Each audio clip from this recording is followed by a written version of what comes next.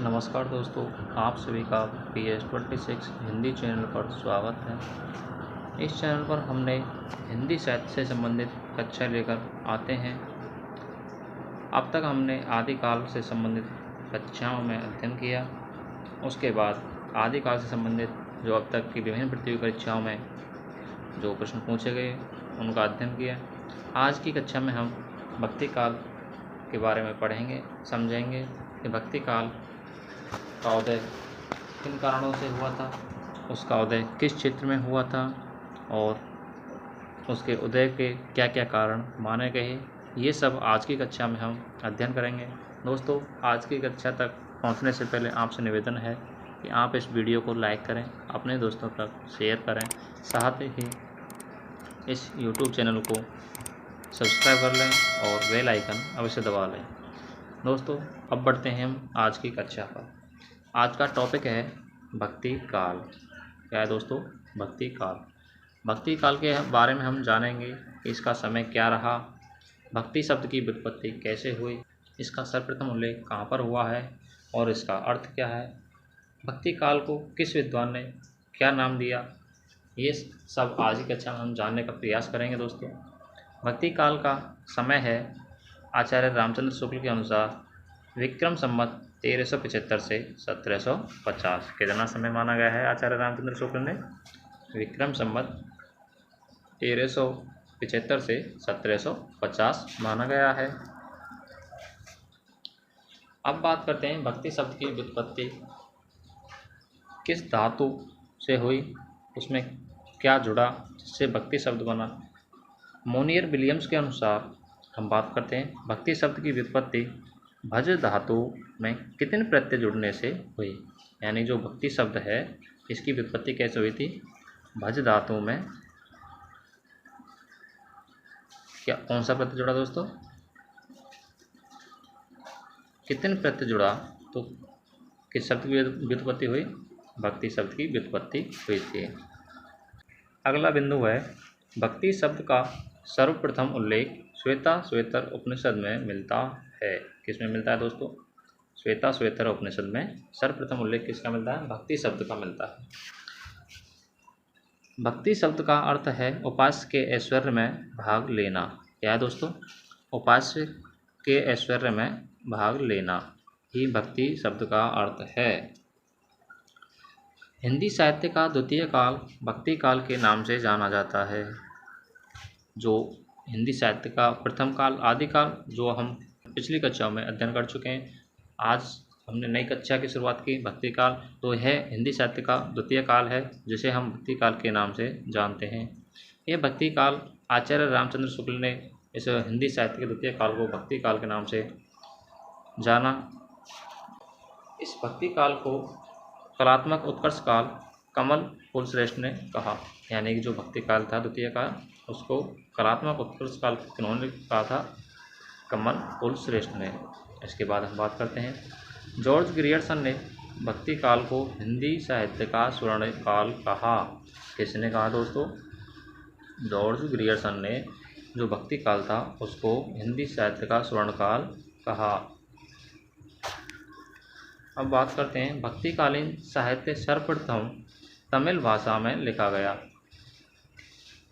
आपसे पूछ लिया जाए कि भक्तिकालीन साहित्य सर्वप्रथम किस भाषा में लिखा गया है, तो इसका सही उत्तर क्या होगा दोस्तों? तमिल भाषा में लिखा गया है। अब बढ़ते हैं हम अगली स्लाइड की तरफ। दोस्तों, अब हम जानते हैं कि भक्ति काल के उदय के जो क्या कारण रहे जिससे भक्ति काल का उदय हुआ। तो भक्ति काल के उदय के कारणों में सबसे पहले हम बात करते हैं आचार्य रामचंद्र शुक्ल के बारे में, जिनको हम आधार मानकर कक्षा लेकर आते हैं। तो सबसे पहले हम उन्हीं से शुरुआत करते हैं कि आचार्य रामचंद्र शुक्ल ने भक्ति काल के उदय का क्या कारण माना।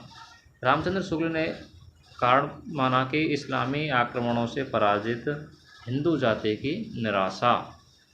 यानी कि रामचंद्र शुक्ल कहते हैं कि जो देश में मुसलमानों का राज्य प्रतिष्ठित हो गया था, तो मुसलमान जो लोग थे वो है हिंदू मंदिरों को तोड़ते, उनको कत्ल करते या फिर उनका अपमान करते। तो इससे जो हिंदू जनता के हृदय में जो ग्लानि पैदा हुई, तो उससे हताश होकर, यानी हिंदू लोगों ने अपने जो पौरुष से हताश होकर भगवान के प्रति शक्ति यानी भक्ति और करुणा की ओर ध्यान जाने के लिए उन्होंने अपना कोई दूसरा मार्ग नहीं चुना। ऐसा कौन कहते हैं? आचार्य रामचंद्र शुक्ल कहते हैं। अब इसे हम पढ़कर देखते हैं कि देश में मुसलमानों का राज्य प्रतिष्ठित हो जाने पर हिंदू जनता के हृदय में गौरव, गर्व और उत्साह के लिए वह अवकाश ना रह गया। डॉट डॉट इसके बाद में भी उन्होंने कुछ कहा है, लेकिन अपने पौरुष से हताश जाति के लिए भगवान की शक्ति और करुणा की ओर ध्यान ले जाने के अतिरिक्त दूसरा मार्ग ही क्या था उनके पास? ऐसा क्या किनका मानना है? आचार्य रामचंद्र शुक्ल का मानना है। शुक्ल के बाद बात करते हैं डॉक्टर ताराचंद के अनुसार। डॉक्टर ताराचंद का मानना है कि भक्ति साहित्य है वह किन की देन है? अरबों की देन है। यानी कि डॉक्टर ताराचंद कहते हैं कि भक्ति साहित्य को अरबों की देन माना है किन्होंने? डॉक्टर ताराचंद ने। ताराचंद के बाद बात करते हैं हम जॉर्ज ग्रियर्सन के अनुसार। जो फ्रांसीसी विद्वान थे जॉर्ज ग्रियर्सन, उन्होंने भक्ति को ईसाइयत की देन माना है। यानी कि यहाँ पर आप ध्यान रखें कि अरबों की देन किन्होंने माना है? किन्होंने माना है? डॉक्टर ताराचंद ने। और ईसाइयत की देन किन्होंने माना है? जॉर्ज ग्रियर्सन ने। इन दोनों को आप ध्यान रखना कि ईसाइयत की देन किसने माना है और अरबों की देन किसने माना है। अरबों की देन माना है ताराचंद ने और ईसाइयत की देन माना है जॉर्ज ग्रियर्सन ने। ग्रियर्सन के बाद बात करते हैं मुक्तिबोध के अनुसार। मुक्तिबोध का पूरा नाम है गजानन माधव मुक्तिबोध। इसको हम शॉर्ट में मुक्तिबोध के नाम से भी जानते हैं। इनका जो मत है उदय के कारण में, तो वो उनका मत क्या है दोस्तों? इन मुक्तिबोध का मत है कि व्यापारिक पूंजीवाद के विरुद्ध निम्न जाति का विद्रोह। यानी कि इसे हम ऐसे समझ सकते हैं कि जो उस समय जो व्यापारी थे, तो पूंजीवाद का विकास होने लगा, पूंजीवाद की वृद्धि होने लगी। जो निम्न जाति थी उन पर अत्याचार करते, उनका अत्याचार करते, तो निम्न जाति ने जो विद्रोह किया था पूंजीवाद के विरुद्ध, उससे ही भक्ति काल का उदय माना है किन्होंने? मुक्तिबोध ने। मुक्तिबोध की बात करते हैं हम सत्येंद्र के अनुसार, डॉक्टर सत्येंद्र के अनुसार। इनका कथन है कि भक्ति द्राविण उपजी उत्तर लाए रामानंद। आपको यह पंक्ति विभिन्न परीक्षाओं में बार बार मिलती होगी और यह एक विशेष महत्वपूर्ण पंक्ति है कि भक्ति द्राविण उपजी उत्तर लाए रामानंद।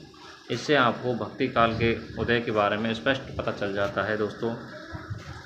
इससे पता चलता है देखिए, भक्ति द्रविड़ उपजी यानी जो भक्ति थी उसकी उपज कहाँ हुई, उसका प्रारंभ कहाँ हुआ दोस्तों? द्रविड़ यानी दक्षिण में। उत्तर लाए रामानंद, और जो उत्तर की तरफ कौन लाए थे? रामानंद लाए थे। ठीक है दोस्तों, अब चलते हैं हम अगली स्लाइड पर।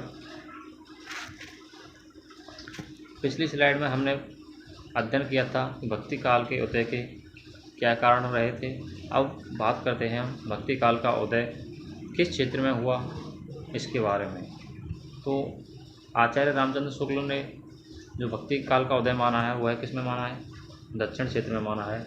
और हमने पिछली स्लाइड में आपके लिए बताया भी था कि डॉक्टर सत्येंद्र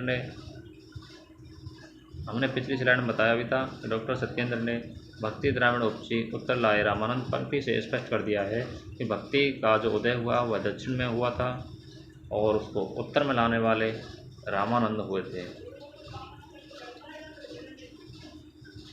और आचार्य रामचंद्र शुक्ल ने भी यही माना है कि भक्ति का जो उदय हुआ वह दक्षिण में हुआ था। भक्ति का सूत्रपात महाभारत काल में हुआ। यानी कि अगली पंक्ति कौन सी है दोस्तों? भक्ति काल का सूत्रपात किस में हुआ था? महाभारत काल में हुआ था। और भक्ति का प्रवर्तन किस में हुआ था दोस्तों? पुराण काल में।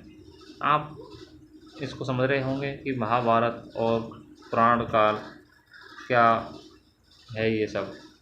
यानी कि इसे समझने का, ऐसे याद रखने का ऐसे प्रयास करें जैसे भक्ति का प्रवर्तन पूछा जाए कि भक्ति का प्रवर्तन किस काल में हुआ था, तो इसका सही जवाब होगा दोस्तों प्रवर्तन से आप शब्द जोड़ने की कोशिश करें। प्रवर्तन से पुराण काल, प्रय से पुराण, ठीक है। और दूसरा कौन सा काल है? महाभारत काल।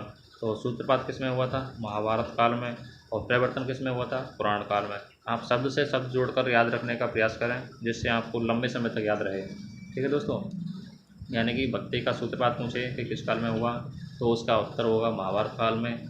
और भक्ति का प्रवर्तन पूछे तो प्रवर्तन यानी पुराण काल में भक्ति का प्रवर्तन हुआ था।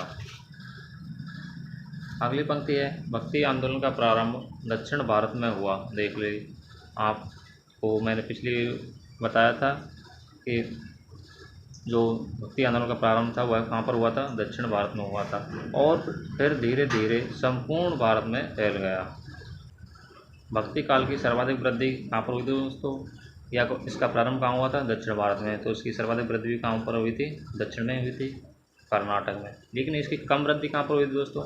महाराष्ट्र में इसकी कम वृद्धि हुई थी। किसकी? भक्ति की।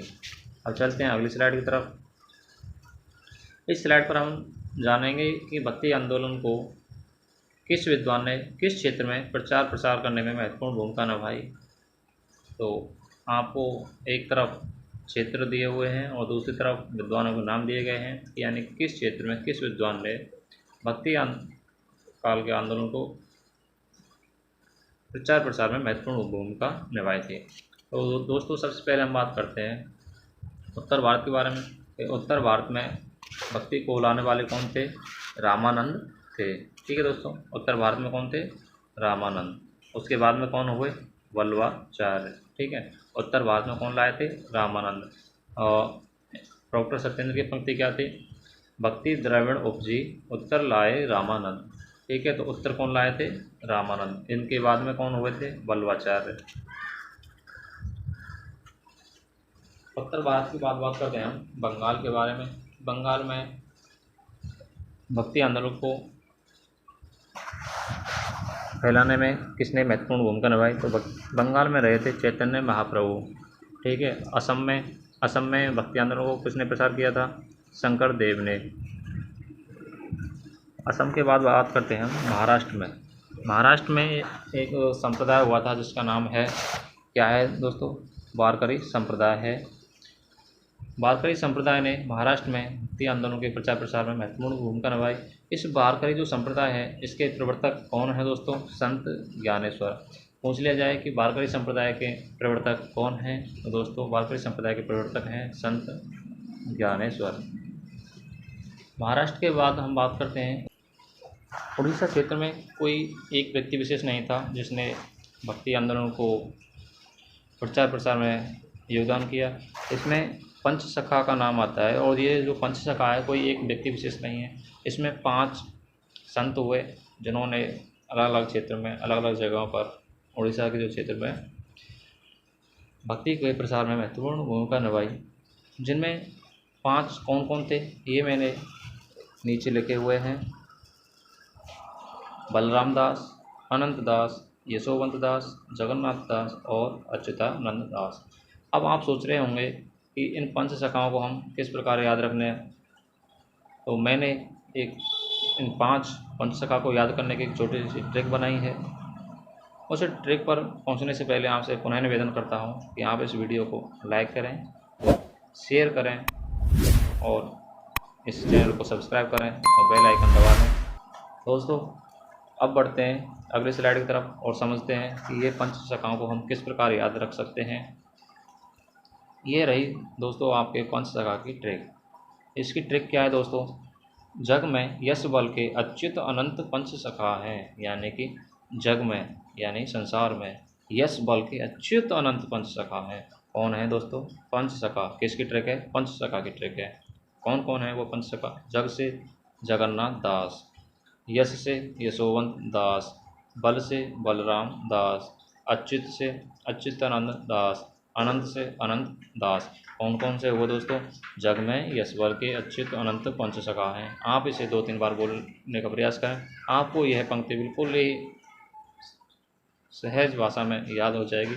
जग में यश बल के अच्युत अनंत पंचसखा हैं। जग में यश बल के अच्युत अनंत पंचसखा हैं।